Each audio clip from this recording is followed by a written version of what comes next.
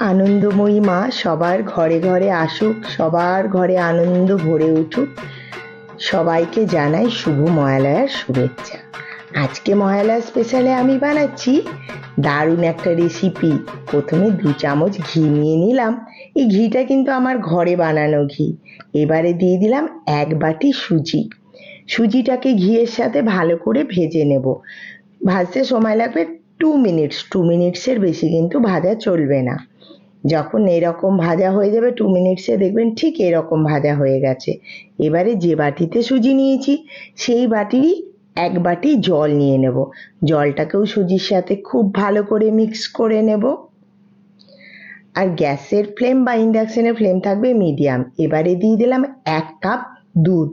দুধটাকেও খুব ভালো করে মিশিয়ে নেব যাতে কোনো ডলা ডলা বা মোটা কিছু না থাকে, পুরোটা স্মুথ ভাবে দুধের সাথে মিশে যায়। এবারে দিয়ে দিলাম 1/2 চামচ মতো নুন। নুনটাকেও খুব ভালো করে মিশিয়ে নেব সুজির সাথে। এইভাবে কিন্তু নাড়তে হবে। যখন দেখবেন সুজির ব্যাটারটা ঠিক এই রকম চলে এসছে তখন বুঝবেন হয়ে গেছে। জল পুরো শুকিয়ে যাবে। এরকম হলে বন্ধ করে একটু ঠান্ডা করে নিয়ে কোনো একটা বড় জায়গা বা বড় পাত্রে ঢেলে নেবেন। ব্যাস, এবারে এর উপরে দিয়ে দেব 2 চামচ ময়দা। এই 2 চামচ ময়দা দেওয়ার পরে সুজিটাকে ডলে ডলে খুব ভালো করে ময়দার সাথে মিক্স করে নিতে হবে। আস্তে আস্তে করে ঠিক যেভাবে আমি করছি এইভাবে করে নিতে হবে। আমার ছেলে মেয়ে এটা খেতে খুব ভালোবাসে। এটা বাচ্চাদের টিফিনের রেসিপিও কিন্তু একটা। আর করতে কিছু সময়ও লাগে না বিশেষ।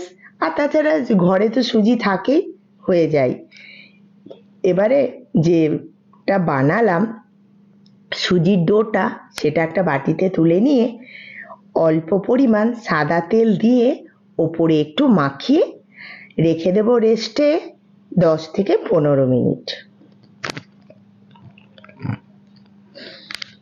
আমি বলবো এই রেসিপিটা যাদের দাঁত নেই তাদেরকে করে খাওয়ালে তারা খুব খুশি হবে, কারণ এতটাই নরম সফট হয়, চিবাতে লাগে না।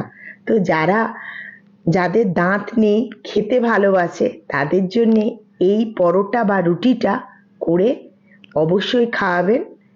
এবারে ওই সুজির ডো থেকে একটা করে নেচি কেটে নেব, নিয়ে অল্প আটা ছড়িয়ে এই রকম করে বেলে নেব।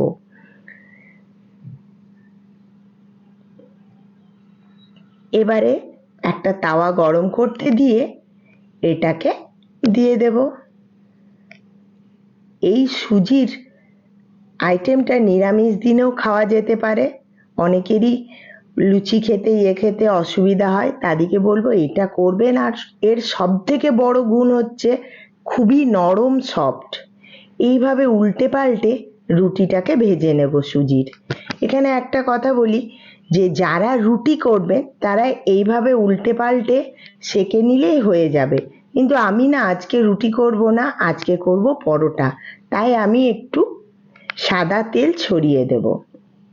যখন দেখব প্রায় ভাজা হয়ে গেছে তখন সাদা তেল ছড়িয়ে দেব। এইভাবে অল্প সাদা তেল দিয়ে উল্টে পাল্টে ভেজে নেব। কিন্তু যারা রুটি করবেন এই সাদা তেলটা স্কিপ করে বাকিটা সেম প্রসেসে করবেন। রুটিও কিন্তু দারুণ নরম হয়। ব্যাস, এইভাবে করে নিলাম। আজকে মহালয়ার দিনে জলখাবারে যদি এটা থাকে সবাই দেখবেন নিরামিষে দারুণ খুশ হয়ে যাবে। আজকে মহালয়ায় কে কি করছেন আমাকে অবশ্যই কমেন্ট করে জানাবেন। আর মহালয়ার দিনে রান্না বান্না কি হলো, কি রেসিপি ট্রাই করলেন সেটাও কিন্তু আমাকে জানাতে ভুলবেন না। আজকে আমি একটা জায়গা যাব। কোথায় যাব জানেন? আজকে আমি যাব বড় মায়ের কাছে, নৈহাটি। তাই সকাল সকাল উঠে সব কাজ করে নিয়েছি। এবারে রেডি হব, হয়ে বড় মার কাছে যাব। দেখেছেন কি সুন্দর ফুলছে, ডুবকু ডুবকু হয়ে ফুলে গেছে। এইভাবে প্রতিটাকে ভেজে নিতে হবে। আমরা সবাই মিলেই যাব। অনেক দিন ধরেই ইচ্ছে ছিল বড় মার কাছে যাব, তো আজকে মহালয়ার দিনটা খুব ভালো দিন, তো দেখলাম যে কি করা যায়, বড় মার কাছে দর্শন করে আসি। আপনারা কে কে বড় মার কাছে গেছেন আমাকে অবশ্যই কমেন্ট করে জানাবেন। আজকে আমি ছোলার ডাল করেছি নিরামিষে। ছোলার ডালের সাথে এই সুজির পরোটাটা হেব্বি যায়। এবারে খাওয়ার পালা। তার আগে দেখিয়ে দিই আপনাদেরকে কতটা নরম সফট হয়েছে। এই দেখুন, হাতে একেবারে মুঠো হয়ে যাচ্ছে। বললাম তো, যাদের দাঁত নেই তারাও দারুণ খাবে। আর এটা কিন্তু একটা ডায়েট রেসিপিও বলতে পারেন, কারণ সুজি তো খুব ভালো শরীরের পক্ষে। এইভাবে খেয়ে বলবো কেমন হয়েছে।